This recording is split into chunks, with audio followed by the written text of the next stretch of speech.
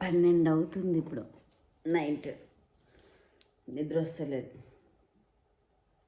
తల బాగా నొస్తుంది.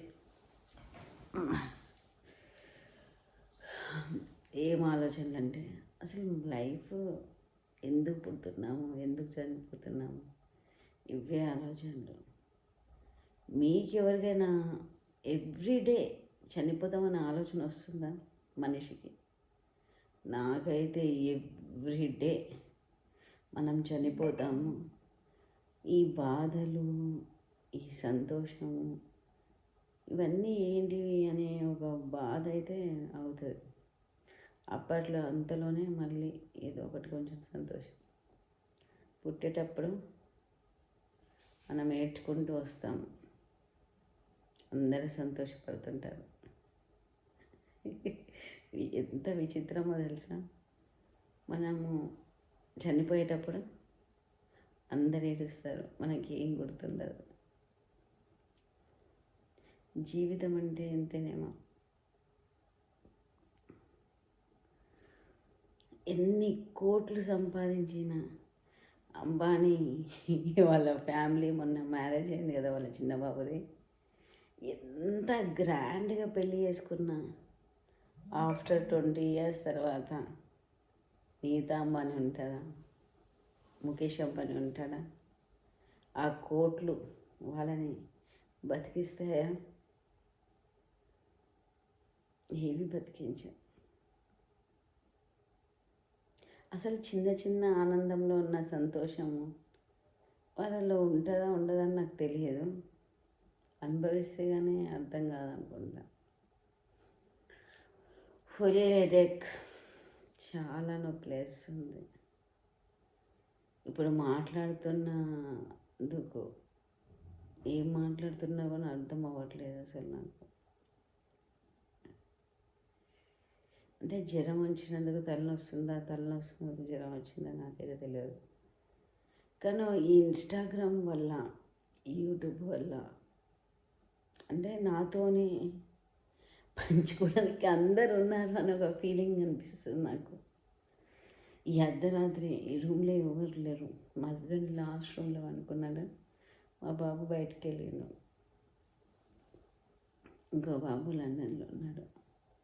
ఈ లాస్ట్ రూమ్లో ఒక్కదాన్ని, కానీ మీరందరూ నాతో ఉన్నట్టే అనిపించి, అసలు ఇన్స్టాగ్రామ్ వల్ల, యూట్యూబ్ వల్ల ఎవరికి ఉపయోగమో కాదో నాకు తెలియదు, కానీ నేను ఒంటరి అని, అంటే నేను ఒక్కదాన్ని ఉన్నాను. ఏదైనా సమస్య వచ్చినప్పుడు మీరు అందరితో పంచుకోవాలనే ఫీలింగ్ నాకు చాలా హ్యాపీగా ఉంది. అసలు మా హస్బెండ్ని పెళ్ళి చేసుకునేటప్పుడు మాది పెద్ద ఫ్యామిలీ. అసలు అంటే చిన్నప్పటి నుంచి ఒంటరిగా ఉండి ఉండి ఉండి అంటే మంచి ఫ్యామిలీ, పెద్దవాళ్ళు అంటే ఎక్కువ మంది ఉంటే అసలు ఎవరో ఒకరు ఎప్పుడు ఉంటూనే ఉంటారు, అది ఇది అని నాకు చాలా థాట్ ఉండేది. మా ఆయనకు చెప్పిన పెద్ద ఫ్యామిలీ అంటే ఇంటికి పెద్ద కోడలు అంటే చాలా బాగుంటుంది, అది ఇది. నేను అసలు పైసల గురించి కానీ ఇవన్నిటి గురించి ఎప్పుడు ఆలోచించలేదు. ఎందుకంటే నేను అనాథ హాస్టల్లో పెరిగిన. సో అనాథ హాస్టల్లో పెరిగిన వాళ్ళకి ఎట్లా ఉంటుంది ఫీలింగ్? ఎప్పుడు ఎవరితోనో ఎవరో ఒకరి ప్రేమను కోరుకుంటూ ఎవరితోనైనా ఉండాలని ఒక ఫీలింగ్. ఇంకో ఉమ్మడి కుటుంబం ఉన్నదనుకో ఇంకా చాలా హ్యాపీగా ఉంటుంది. కానీ మీలాంటి పిచ్చి పనులు చేయకండి. మనం అనుకున్న ఏవి జరగవు, ఏ ఒక్కటి జరగదు. మనం ఎంత అడ్జస్ట్ అయినా కాకపోయినా, ఎందుకంటే ఎవరి ఫీలింగ్స్ వాళ్ళవి, ఎవరి వాళ్ళది. ఇంకొకటి ఏంటంటే నేను పెళ్ళి చేసుకునేటప్పుడు ఎవరు పెద్ద ఆస్తిపరులు, అసలు మా అన్న వాళ్ళకి అసలు ఆస్తులే లేవు. వాళ్ళ తమ్ముళ్ళందరూ చిన్న చిన్న పిల్లలు. అయినా కానీ ఆస్తి సంపాదిస్తే సంతోషం వస్తుంది అని అంటే నేను అస్సలు నమ్మను అసలు. ఎందుకంటే ఆస్తుల కన్నా ముఖ్యమైనది ప్రేమ. ఎంత చిన్న ఇంట్లో ఉన్నా నేను ఫుల్ హ్యాపీగా ఉంటాను. నువ్వు గుడిసెలో పెట్టినా చాలా చాలా చాలా చాలా హ్యాపీగా ఉంటాను. ఎందుకంటే వానికి పని చేసుకుంటాడు, ఆ ఒక్క పూట గురించి ఆలోచిస్తాడు, వెంటనే నిద్ర వస్తుంది, ఏ అప్పులు ఉండవు, ఏవి ఆర్భటాలు ఉండవు, ఏవి ఉండవు. వేసుకోవడానికి బట్టలు, తినడానికి తిండి, ఉండడానికి ఇల్లు, ఇవి మాత్రమే ఉంటాయి. సో నాకు పేదరికంలో ఉండడంలో ఉన్నంత ఆనందము డబ్బులు సంపాదించడంలో నాకు అస్సలు ఉండదు. లగ్జరీ మనం పోయేటప్పుడు ఏం తీసుకెళ్తాం అసలు? కార్లు వస్తాయా? కాకపోతే నాకు డ్రైవింగ్ అంటే ఇష్టము. కార్ డ్రైవ్ చేసిన ఎందుకు ఇష్టం అంటే అది కూడా నాకు ఈ ఇన్స్టాగ్రామ్ తర్వాత యూట్యూబ్ అవన్నీ నాకు తెలియనప్పుడు ఇవన్నీ నేను కార్తో షేర్ చేసుకునేదాన్ని. కార్లో ఒంటరిగా ప్రయాణం చేసినప్పుడు, ఒంటరిగా వెళ్ళినప్పుడు నేను ఏదైనా బాగా హెడేక్ ఇట్లనే వచ్చేది. హెడేక్ రాగానే పోయి కార్ సీట్లో కూర్చోగానే నా హెడేక్ అంతా పోయేది. నా బెస్ట్ ఫ్రెండ్ కారు అంటే అంటే అక్కడ ఎవరు ఉండరు. నా కారులో నేను ఒక్కదాన్నే ఉంటాను. డ్రైవింగ్ చేస్తా, లాంగ్ డ్రైవ్ అట్లా వెళ్ళిపోతూ అసలు మాట్లాడుతుంటా కారుతో. ఎందుకంటే కారు వింటది కానీ నాకు సలహాలు చెప్పదు. దాంతో నాకు కొంచెంసేపు ఆలోచించి కొంచెంసేపు మాట్లాడకు హెడేక్ అంతా కార్లో కూర్చుంటే హెడేక్ వెంటనే తగ్గిపోతుంది. ఇప్పుడు కూడా కూర్చోవచ్చు, కానీ నాకు కార్లో కూర్చున్నా నాకు ఇన్స్టాగ్రామ్ యూట్యూబ్తో అంటే యూట్యూబ్లో చెప్పినా కానీ అదైతే వింటున్నదని అనే ఫీలింగ్, కానీ ఇదేమో ఇంటర్ అందరూ నా ఫీలింగ్ అని ఒక దాన్ని బాధ తెలియదు నాకు. కానీ యూట్యూబ్ వల్ల చాలా చాలా చాలా మంచి జరిగింది. మనం పిల్లలతో ఎట్లా ఉండాలి, భర్తతో ఎలా ఉండాలి, ప్రతి ఒక్కటి నేర్చుకోవచ్చు. యూట్యూబ్లో మంచి ఉంది, చెడు ఉంది, అన్నీ ఉన్నాయి. కానీ నేను నేర్చుకున్నది అయితే చాలా చాలా చాలా ఉంది. నేను ఇప్పుడు అంటే ఏడుపు వస్తుంది, కానీ ఇంత సంతోషంగా నేను ఒంటరిగా ఉన్నా కానీ మీతో మాట్లాడుతున్నా చూడు, చాలా చాలా హ్యాపీ. ఒకప్పుడు అయితే నేను గుమ్లి పోయేదాన్ని. ఎట్లా అంటే నేను ఇన్స్టాగ్రామ్లో ఒక వీడియో పెట్టాను రీసెంట్గా, ఈరోజే. ఆ వీడియో పెట్టి జ్వరం వచ్చినందుకు బాగా ఏడ్చిన. అంటే ఒంటరిగా ఉన్న ఫీలింగ్, ఒంటరిగా ఉండడము అంటే జ్వరం వచ్చినప్పుడు ఉండడం బాధ, జ్వరం రాకున్నప్పుడు మనం ఏం చేయాలి, ఎలా ఉండాలి, అంటే ఏం చేసేది ఉందని ఆలోచించుకోవడానికి ఒంటరి ఉండడం చాలా పీస్ఫుల్గా ఉంటుంది మైండ్.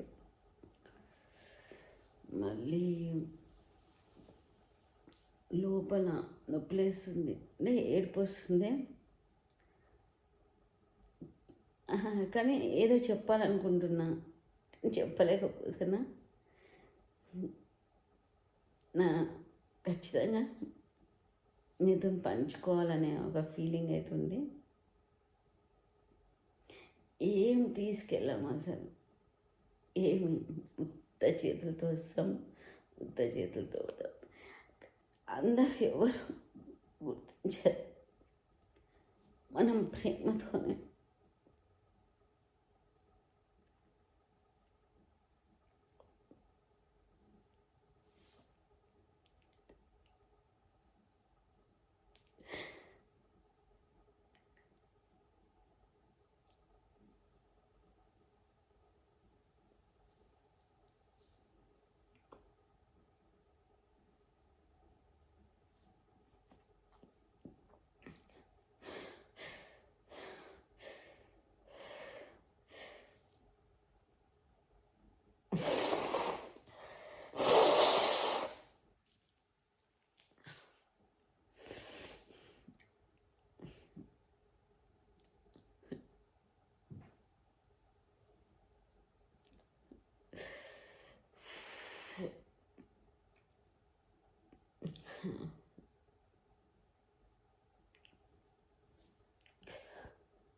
ఇది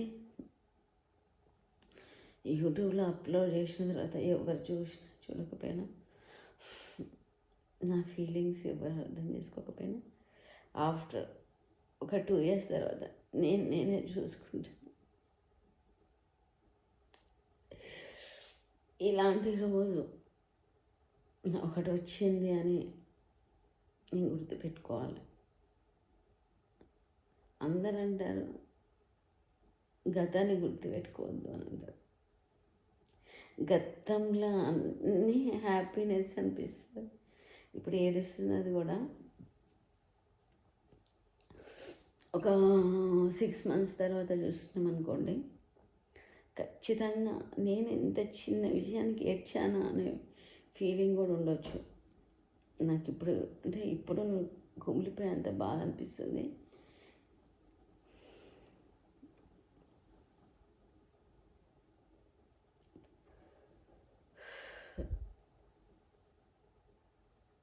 మన సైడ్ నుంచి మనము అన్నీ కోల్పోయాము అనుకుంటాం వాళ్ళ వల్ల, వాళ్ళేమో మన వల్ల అన్నీ కోల్పోయాము అనుకుంటారు ఏమనుకుంటారో మనకు తెలియదు. కానీ కలిసి ఉండడంలో ఉన్నంత హ్యాపీ విడిపోయి మాత్రం ఉండడం కాదు. కానీ కొన్ని విషయాలలో ఒంటరి ఉండడం చాలా హ్యాపీ అనిపిస్తుంది నాకు. ఏంటంటే మనం ఏమీ అనకపోయినా ఏదో ఒకటి అంటారు, ఏదన్నా ఏదో ఒకటి అంటారు. కానీ ఇలా ఒంటరి ఉండడం వల్ల వాళ్ళని ఏమనే అవసరం ఉండదు, మనల్ని ఏమనే అవసరం వాళ్ళకు ఉండదు. అసలు మనం ఎందుకంటాం వాళ్ళని, ఏం అవసరం మనకు అనడానికి. కానీ ఎందుకు ఎట్లా అసలు అవి ఊహించుకోవడానికే భయంకరంగా ఉంటాయి కొన్ని అయితే. Thanks YouTube channel. చాలా చాలా చాలా యూట్యూబ్ ఛానల్ వల్ల నా ఫీలింగ్స్ మీకు షేర్ చేసుకున్నాను. నేను ఇంకా మీతో మాట్లాడాలనుకుంటున్నా కానీ నాకు రావట్లేదు. నేను అనాథాశ్రమంలో చదువుకున్నా కదా, సో నాకు ఫీలింగ్స్ అంటే మాట్లాడడం ఎక్కువ రాదు. లోపల చాలా ఫీలింగ్స్ ఉంటాయి. ఇప్పుడిప్పుడే మీ వల్ల నేను నేర్చుకుంటున్నా. ఈ ఇన్స్టాగ్రామ్ యూట్యూబ్ వల్ల అయితే మాట్లాడడం, నా ఫీలింగ్స్, అసలు లైఫ్ 40+ ఇంకేమి భయపడాలి.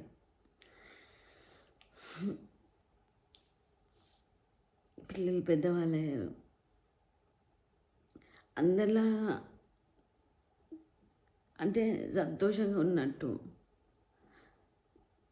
అందరూ అనుకుంటారు నాకేం బాధ లేదు, ఏం లేదు అని.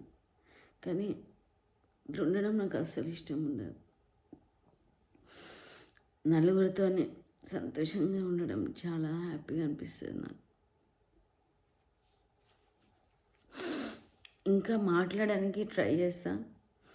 నాదైనా మాటలు ఎవరన్నా నొప్పిస్తే నన్ను క్షమించండి. అంటే నేను ఏం మాట్లాడినా నాకు తెలుసులేదు, ఎందుకంటే ఫుల్ హెడేక్ ఉంది. ఈ హెడేక్లో మాట్లాడేటివన్నీ నా మనసు కనిపిస్తుంది, నేను మాట్లాడినా. సో ఇదైతే పోస్ట్ చేస్తాను రేపు, ఎందుకంటే ఇందాక ఒకటి వీడియో పోస్ట్ చేసిన. సో ఇది రేపు మధ్యాహ్నం అట్లా పోస్ట్ చేస్తా. చూసిన వాళ్ళు అంటే ప్రతి ఒక్కరికి ఇట్లా అనిపిస్తుందా అనిపించదా అనేది నాకు తెలియదు, కానీ నాకైతే అనిపిస్తుంది.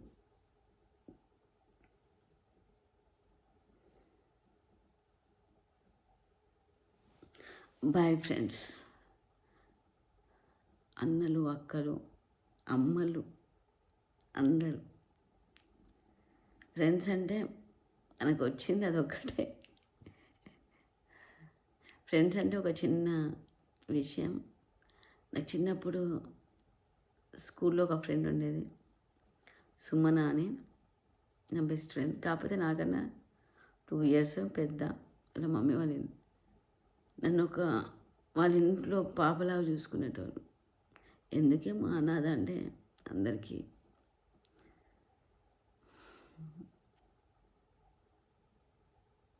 Bye friends.